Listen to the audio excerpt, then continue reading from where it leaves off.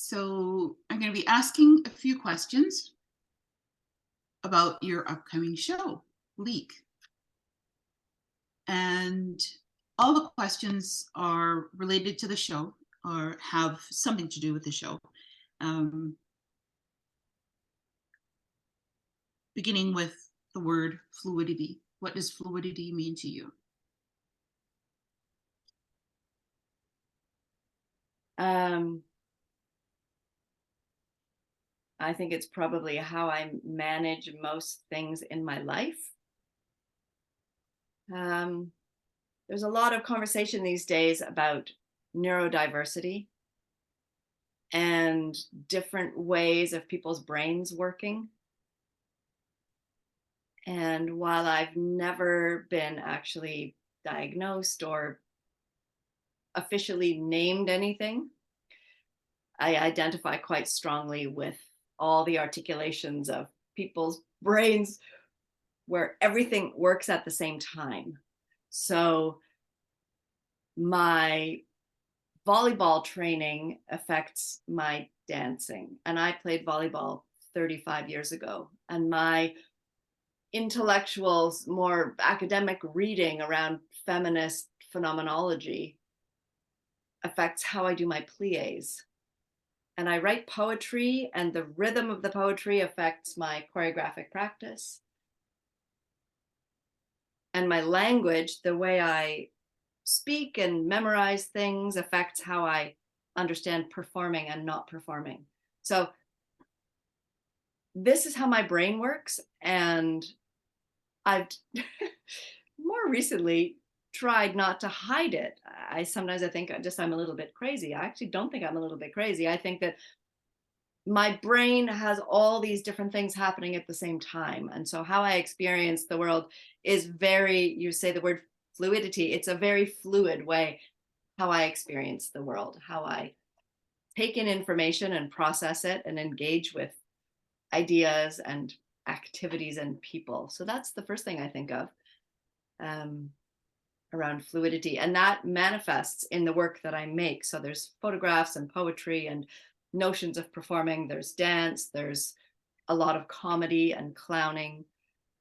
Yeah, it's a very, very sort of inclusive mode of making art. We call it contemporary dance. I've started to call it more contemporary performance because it has such a broad range of things in it.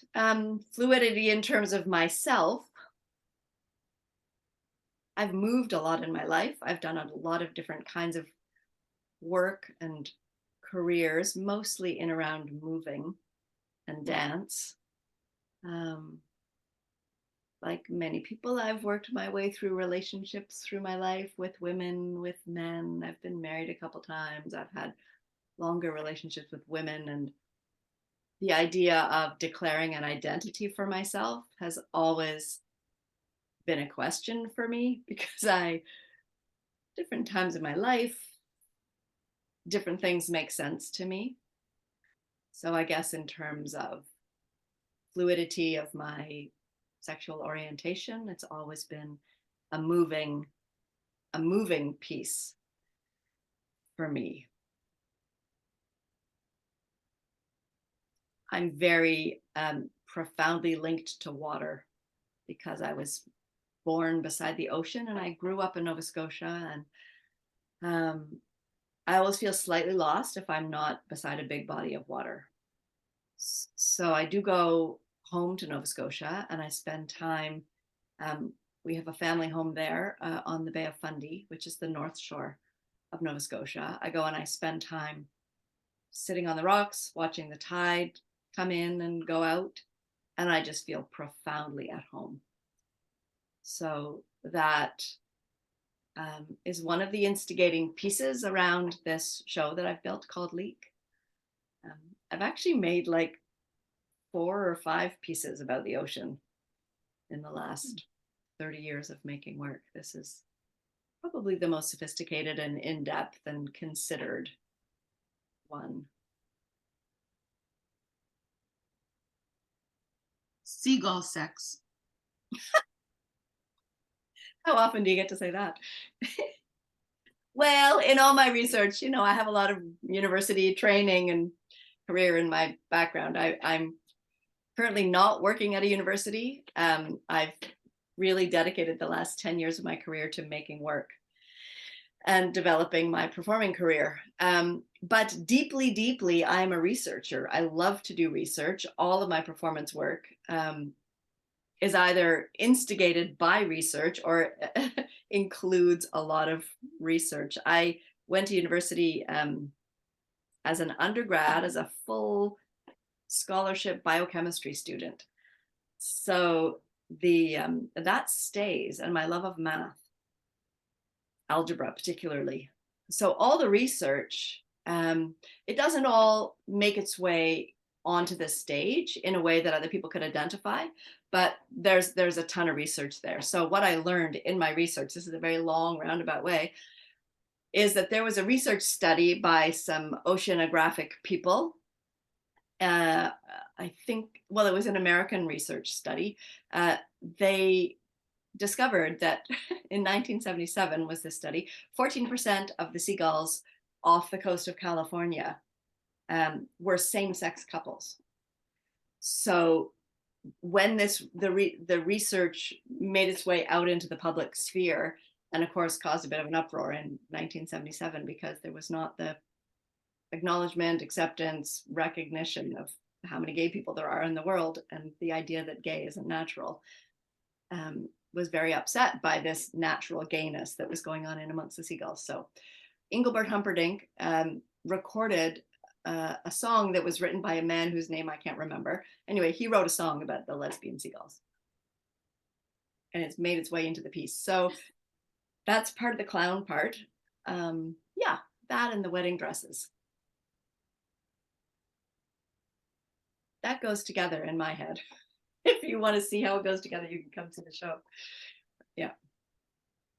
Ecosexual.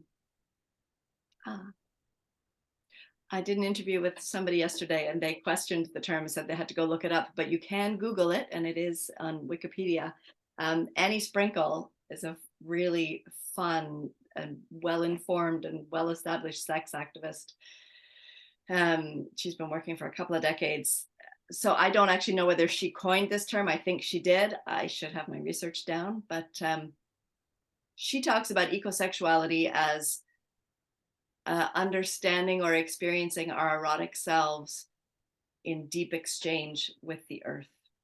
So either being turned on by the natural world or engaging sexually with the natural world, whatever that means, the natural world. I mean, we are the natural world. And the reason that it has emerged within the development of this piece is that really one of the instigating moments when I realized it was time to make a piece about this particular nugget was that I sit down there on my rock. I do have a little favorite set of rocks on the beach that I spend time at the Bay of Fundy. And I watch the tide come in and I watch the tide go out. It takes about 6 hours in each direction. But there was this one day I was sitting there and the water comes slowly towards you. And then it laps at your feet and it laps at your ankles if you don't move. And it laps up your shins and it laps up your knees. And it's got this wonderful sound. And I had this sort of little game with myself. What if I don't move? What if I just let it keep coming? And it became this very like erotic moment. And I thought, what are you doing, Sarah? What are you Nobody was there. It's just me and the sky and the rocks and the water. And it could be, 50 billion years ago, however many billion years. And I had this sensation of the biological collection of cells that I am. And it was very freeing. It felt just very simple. In fact, being my biological self in a sort of playful engagement with the water coming up my body. Then I started thinking about the tide going in and out as dressing and undressing the beach. So I started doing some writing, and there is a poem that emerges as a sort of central pivot in the production that is my erotic love letter to the ocean called She Reveals Me. I can't The Bay remember of what. Fundy is part of the Atlantic Ocean. Yeah. So Nova Scotia is a long piece of land that goes this way, sort of on the diagonal, if you're looking at it that way. The Atlantic Ocean is open on the south of it, but there's a bay that comes in to the north of Nova Scotia, and that is the Bay of Fundy, and that is the home to the highest tides in the world. And it was on the list to be named one of the seven wonders of the world. Just a few years ago, they were either adding things or shifting them around, and it's really remarkable. I mean, the water level goes up and down the side, the height of a 4-story house. So the boats are either lying on the sand or they're way up to the top of the wharf. It's a remarkable place. Digby Ferry. Well, the Digby is a town on the western shore of Nova Scotia. And there's a ferry that goes between St. John, New Brunswick and Digby, Nova Scotia. And it saves many hours of driving. You have to drive all the way around to get around the bay, or you can take this ferry that's 2 hours. And I love that ferry. And I take it to get to my place on the Bay of Fundy on the Nova Scotia side. And I know what it was. I was taking the ferry by myself and I was a bit bored. My kids weren't with me. I was just traveling on my own. And I was really enamored with the color blue. These are my blue photos here. It's like a French, for me, it's like a French, like a Mediterranean blue. Matisse, those people. So I started taking photos of the floor because I loved the blue. There was a corner of the ferry where the wall and the floor met, and the floor paint was blue, and it went up the side of the wall a little bit, and the top of the wall was white. So it created what to my eye looked like a horizon line. So it was the water on the bottom and the white sky on the top. So I was taking photos of the horizon, the actual sky and the water, and then it included this horizon photo of paint on the ferry. And that sort of started me on to, I don't know, expanded my appreciation of all these textures and colors. This is just the floor of the ferry. Some of it's wet. It's just like dents in the paint. There's some rust. There's shadows of the gates and the fences on the edge of the ferry floor. This is just a deeper color where the sun wasn't shining, and that's just more rust and old dents of things. So I have about 40 of these images, different colors, different framings, different bits of the floor. And on your way into the theater, at the theater center, there's a gallery space. So we're building a gallery exhibit there with many, many, many photos of the floor of the Digby Ferry. Absurdism. Absurdism. Well, I think I described my brain early on. I don't know how other people's brains work, but my brain gives to me many crazy, funny, absurdist intersections of things. It's embarrassing. I can sit and amuse myself for a very long time with what goes on in my own brain. And I am surprised by things that come to me. I now, I'm old enough to feel less worried about being crazy. I just think I have a very active brain that makes funny things go together. In my earliest training in theater, which I did when I moved out of biochemistry into performance, I went into theater first and then into dance after that. And one of the memorable projects in my theater training was to take a play and reduce it down to 1 minute. And I had discovered the French absurdists, the theater of the absurd, the theater of cruelty. And so the play that I took was a play called The Rhinoceros by Ionesco. And it was already an absurdist play. And I made a 1 minute absurdist reduction of this already absurd play. And something opened up in my mind and went, oh, that's where I need to live my life. Who knows why? But the work that I make, as hard as I try to be sophisticated and serious and elegant and all these things, it always turns up that there's a seagull on my head and flippers on my feet, and I'm singing a song or playing a harmonica in ways that um, it's intersections of things, that resonate with some new image. Gives me great pleasure.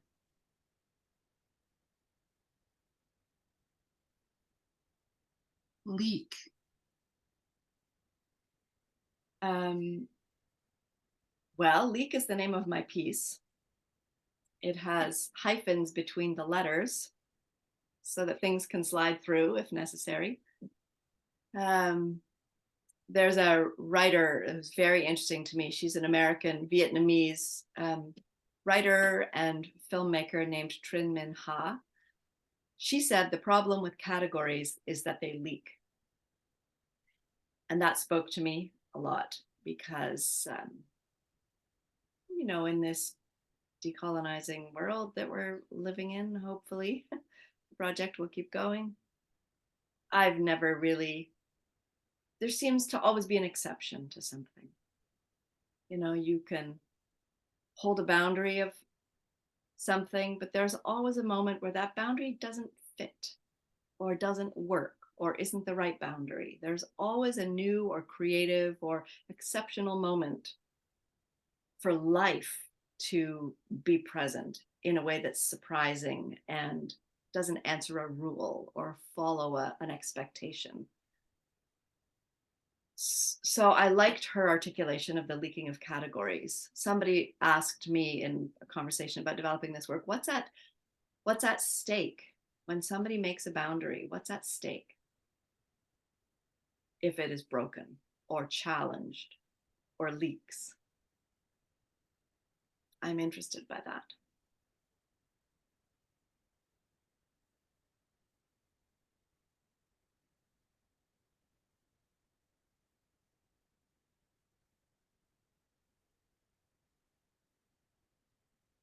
Thank you.